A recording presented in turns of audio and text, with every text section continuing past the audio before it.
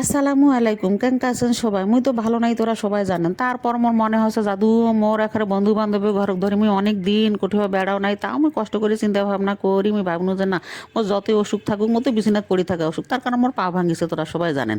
তাই বিছানাত পড়ি আছো, তার কাছে না মুই এনে তোমাকে ধরি যাই, মুই এই ভাঙো পাও খান ধরি। আজ তোমাকে মুই ধরি এনে একেবারে 3 নম্বর ইউনিয়নের 3 নম্বর রামপুর ইউনিয়নের বাসুপাড়া স্কুলত ভেতরে ঢুকে দেখছো কাম্বা এমাকে মাইয়াই মাইয়া একেবারে মহিলা মানুষে ভরা। এগুলো তো ছাত্রী নয়, ছাত্রী ঘরে মাও।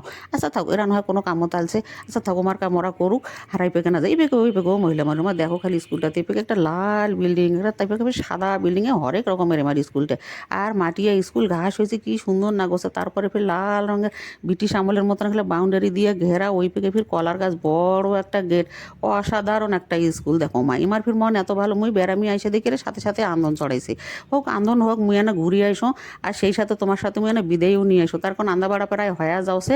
তোরা সবাই ভালো থাকেন, সুস্থ থাকেন। মুই ফির এই ভাঙা পাও নিয়ে ফির কোথাও বেড়বার যাই তোমাকে।